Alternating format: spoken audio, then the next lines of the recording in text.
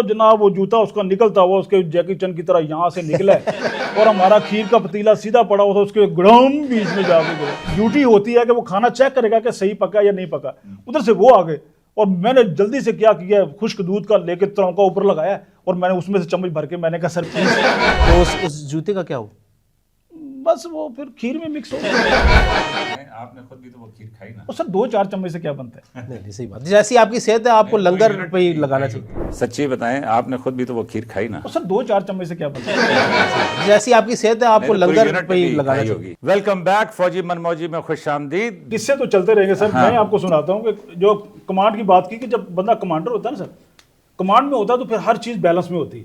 तो कमांडर 2 ही होते हैं यूनिट में, या यूनिट कमांडर होता है या लंगर कमांडर होता है। अच्छा, तो लंगर ऐसी जगह है जहाँ से हर एक को खाना मिलता है और वो खाना भी जनाब माशाल्लाह वक्त पे तैयार होता है और सबको मिलता है। इसी तरह मैं लंगर जहाँ पे फौज दिन के टाइम पे जाके खाना खाती दिन को रात को उनको वहाँ से, यानी कि माँ की आगोश समझ ले आप कि वहाँ खाना पकता है। तो मैं लंगर कमांडर था, तो बारिश बहुत तेज़ हो रही थी और वो जनाब खाना हमारा लेट था, लकड़ियाँ गीली थी सारी की सारी और वो जनाब खाना पक नहीं रहा था। मेरे पास 2 कुक थे, एक था पठान था और एक सिंधी था। तो पठान ने कोई वो रोटी लगा रहा था लेकिन वो आग जल नहीं रही थी, तो पठान बड़ा परेशान था। उसने कहा, वो सिंधी से कहा जल्दी करो, तुम्हारा बाप का घर है, जल्दी करो, काम करो काम करो। सिंधी परेशान हो गया। सिंधी कहीं वॉशरूम से आया था और बाहर इतना कीचड़ था कि उसकी जो जूती थी ना वो जूता बनी हुई थी, यानी कि उसके तकरीबन 1.5 किलो उसके साथ वो गारा लगा हुआ था। वो उनकी लड़ाई हुई है, उसने किक लगाई है वहाँ से, वो जनाब वो जूता उसका निकलता हुआ उसके जैकी चन की तरह यहाँ से निकला है और हमारा खीर का पतीला सीधा पड़ा हुआ था उसके गड़म बीच में जाके गिरा और जूता उधर गिरा, मेरा दिल नीचे गिर गया गिर गिरे था। बस जी क्या हुआ, उधर से ड्यूटी जेसीओ आ गया। ड्यूटी जेसीओ जो ड्यूटी होती है कि वो खाना चेक करेगा कि सही पका या नहीं पका, उधर से वो आ गए और मैंने जल्दी से क्या किया, खुश्क दूध का लेके तरौंका ऊपर लगाया और मैंने उसमें से चम्मच भर के मैंने कहा सर प्लीज। तो उसने खा के उसने कहा वेल डन यार, कब पकाई और कैसे पकाई है? मैंने कहा सर आज स्पेशल पकी है। बस उस दिन एक्सीलेंट मिला है सर। अच्छा। और वो खीर आज तक मुझे याद है। तो उस जूते का क्या हुआ? बस वो फिर खीर में मिक्स हो गया। नहीं असम साहब, मैं तो फौजी हूँ। सच्ची बताएं, आपने खुद भी तो वो खीर खाई ना। और सर 2-4 चम्मच से क्या बनता है? जैसी आपकी सेहत है आपको लंगर पे ही लगाना खाई चाहिए। होगी। हाँ बिल्कुल सर। वैसे मैं कह रहा हूँ सुबेदार साहब, जैसी आपकी सेहत है सर आपकी ड्यूटी लंगर पे ही लगती होती है। वो सर क्या करे, बस वो खाने पीने के शौकीन थे इसलिए। मैं एक्चुअली फास्ट फूड बहुत खाता हूँ। ये मैं आप दोनों को बता दूं कि ये जो हमारा ऑडियंस है ना, ये इंतहाई मरा हुआ ऑडियंस है। वो इसलिए चिंता कर रहे थे। सर वो इसलिए कि सुबह से इन बेचारों को फौजियों की तरह कभी इधर बिठा कभी इधर बिठा कभी इधर बिठा, तो इस टाइम पे ना ये बिल्कुल अपनी आखिरी हदों पे है कि यार जान दो सनू। अच्छा, वैसे ये जो सेंटर वाला बैठा ना, इसको जरा पोलियो कतरे भी मिलाए। अच्छा, ये बच्चे आके बैठे बच्चों से मुझे याद है कि बहुत स्टार्टिंग अर्ली में, जब ये आजकल तो एनसीबी चल पड़े ना, पहले एनसीबी नहीं होते, पहले बैटमैन होते थे। बैटमैन जो फौज में ऑफिसर को एक मुलाजिम मिलता है, ऑफिसर को और जेसीओ को, यानी कि सूबेदारों को, सूबेदार मेजर, नायब सूबेदार, ये 3 रैंक होते हैं, तो उनको भी मिला हुआ होता है। तो वो सूबेदार साहब जनाब, उन्होंने मुर्गियां पालने का बड़ा शौक था, उन्हें मुर्गियां काफी रखी थी। तुसी ऑडियंस ਨੂੰ ਦੱਸो क्योंकि वो फिर तुसी तो मैं ही सुन रहा हूं। ਤੁਹਾਡੇ ਤੇ ਯਕੀਨ ਕਰਦੇ ना। तो इतनी मुर्गियां थी को उन्होंने बहुत 20 से 22 मुर्गियां रखी हुई थी। तो सूबेदार साहब सुबह देखा एक मुर्गी यूं वैसे गर्दन नीचे फेंकी हुई। उसने कहा इसको क्या हुआ? सर बीमारी पड़ गई है। उसने कहा ठीक है आज मैं गोलियां लेकर आऊँगा और मैं गोलियां दूंगा। वो कहीं बटमैन गायब था। वो जनाब सूबेदार साहब रानी खेत की गोलियां लेकर आए, तो उन्होंने पिंडी के थे वो, तो उन्हें आते ही उन्होंने बैटमैन से कहा वो गल सुनो इधर आ बच्चिया, ये बढ़िया की 2-2 ते निकियां की 1-1, ठीक है? उन्होंने कहा ठीक है सर, फिक्र ही ना करो। वो जनाब सूबेदार साहब यूनिट चले गए। दोबारा बताइएगा कि बढ़िया की 2-2 ते निकियां की 1-1। ये कई बच्चे ने उर्दू इनको नहीं आती ना। अच्छा। कि भाई बड़ों को 2-2 गोलियां, बड़ों को 2 गोलियां और छोटे बच्चों को 1 गोली। उसने कहा सर फिक्र ही ना करो। वो जनाब यूनिट में चले गए। वापसी आए तो वापसी वो 12 बच्चे थे माशाल्लाह। वो उस वक्त नहीं आज भी तो वो 12 बच्चे थे। तो सूबेदार साहब ने आगे ये जुमले ना दें, सिविलियन बैठे हुए हैं सनी साहब के एंटरटेनमेंट यही होती थी। अच्छा, तो 12 बच्चे। हम आर्मी की हर बात सुनते हैं। बिल्कुल सर, सुननी पड़ेगी आपको, हमें सुननी भी पड़ेगी। हाँ सूबेदार साहब। अच्छा सर, राइट सर, सिविलियन पहले। ठीक सर। तो उन्होंने जनाब सूबेदार साहब आए, वो टोनी, वो उस्मानिया, वो बड़े बच्चे कुछ है। उसका सर गोलियां खा के सुते ने।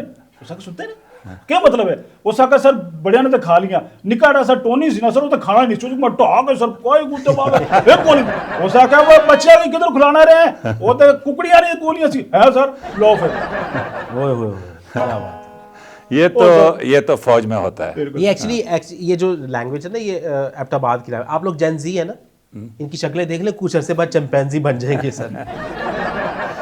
अच्छा सनी, कोई आपके सवाल फौज के बारे में? नहीं सर, हमारा क्या सर, सवाल तो हम कर ही नहीं सकते सर, क्योंकि हमें जवाब मिलना ही नहीं। तो इसलिए, लेकिन ये मैं आपको बताऊं कि माशाल्लाह भाई की सेहत देखे, मैं आपको बताऊं, आप बड़े ताकतवर होते हैं, अंदर से बड़े पावर वाले होते हैं, ये बेशक कमज़ोर हो। मैं आपको एक वाक़या सुनाता हूँ। एक दफ़ा ना हमारे गाँव में ना भर्ती शुरू हुई फौज में ना, कि फौज में कौन कौन जाएगा जी, सारी शुरू हुई। तो वहाँ पे जो भर्ती करके ले गए लोगों को, और वहाँ पर जंग शुरू हो गई। और जागते रहना, सोते ना रहना। जंग शुरू होगी ना उधर, जंग शुरू हुई तो वहाँ पे ना बड़े ताकतवर लड़के थे गांव के, वो बेचारे भाग के आ गए।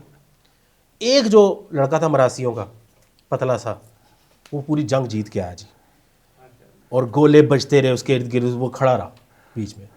जनरल साहब आए, जनरल साहब का वेरी गुड यार, ये तो बड़ी अच्छी बात है यार, ये तो बड़ा पतला सा लड़का और इसने इतना सारा कर दिया। उसने कहा गुड जेंटलमैन, उन्हें हाथ मिलाया, वो बेहोश हो चुका था उसका।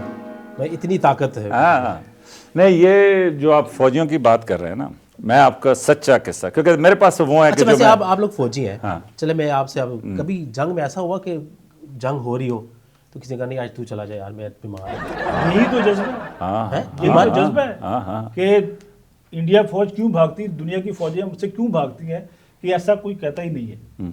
आपके पतले इसको भी भेज देंगे, ये भी हमारा गौरी में जाएगा। आप ये फिक्र ना नहीं, करें। ये मैं वैसे आपको एक सीरियस बात बता रहा हूँ। फौज में बिल्कुल इस तरह होता है कि लोग कहते हैं कि जी मैं बीमार हूँ, तू चला जा। और इसका एक किस्सा ये है कि मैं गिलगित में पोस्टेड था, कप्तान था। तो फौज में ना यूनिट में एक यूनिट होती है, सिपाही होते हैं, हवलदार होते हैं, ये जिस तरह JCOs बता रहे हैं, जूनियर कमीशन ऑफिसर्स होते हैं, फिर सेकंड लेफ्टिनेंट, कप्तान, मेजर, और फिर उनके ऊपर एक कर्नल साहब होते हैं।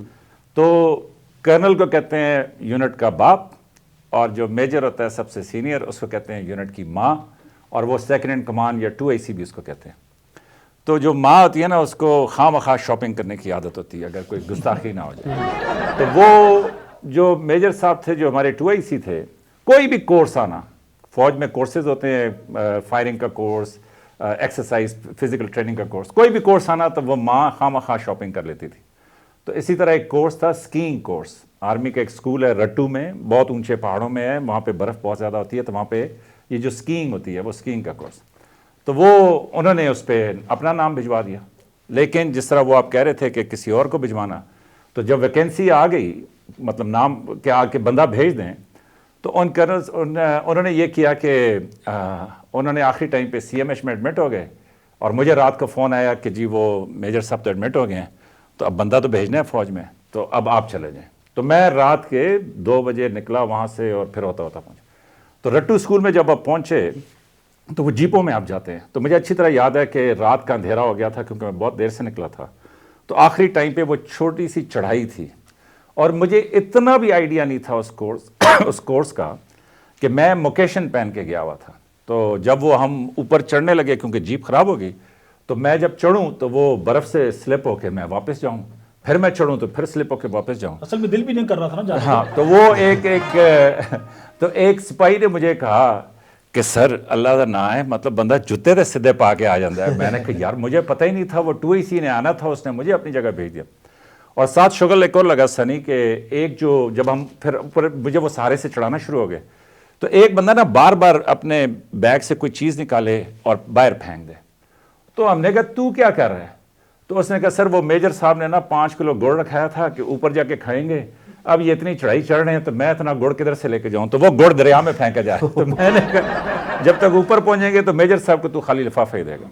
खैर जब हम रट्टू स्कूल पहुंच गए, तो जो किस्सा मैं सुनाना चाहता था आप वाली बात पे, तो जब हम पहुंचे सर, तो वहां पे एक वो पलंग थे, तो हम काफ़ी सारे ऑफिसर वहाँ पे पहुँच के जैसे ही हम अंदर दाखिल हुए, तो हमने देखा सेंटर में एक पलंग है और उसके ऊपर कोई बंदा रजाई करके लेटा हुआ है।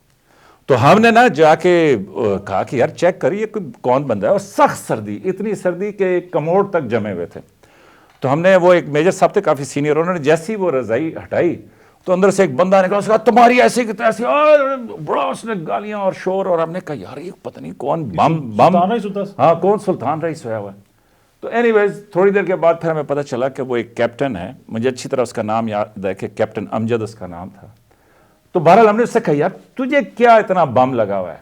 तो फिर हमें पता चला कि उसकी यूनिट में भी एक 2IC साहब थे, उन्होंने भी कोर्स मंगाया था और वो भी आखिरी टाइम पे बीमार हो गए, और अमजद की सुहाग रात थी, और सुहाग रात वाले दिन सनी सुहाग रात वाले दिन रात के 2 बजे कर्नल साहब की कॉल आई कि अमजद तुम मेरा ख्याल में रट्टू चले जाओ। ठीक है, तो वो रट्टू पहुंचा था, वो आपको मारता भी तो जायज था। तो वो फिर हम सारों ने उससे कहा कि देख ये तू मतलब बेगम को साथ ले आता, मतलब उसने कहा सर एक तो मेरी अल्लाह करके शादी हुई है, अब रात को 2 बजे वो ऑर्डर मिले हैं कि तू चला जा रट्टू स्कूल, और ऊपर से उसको मैं ले आता यहाँ पे तो वो मेरे साथ रहती। तो फौज में आपने कहना था ना मैं तेरा दुख समझता हूँ भाई। नहीं उसका दुख मुझसे बड़ा था। तो SM साहब फौज में या सनी साहब फौज में जब बंदा मांगे वो तो बंदा आपने भेजना है, यानी वो एक मिशन से दूसरे मिशन पे चला गया। हाँ नहीं ये तो यहाँ पे लेंगे हम एक छोटी सी ब्रेक, और ब्रेक के बाद हम दोबारा ज्वाइन करेंगे फौजी मनमौजी की इस कॉमेडी शो में।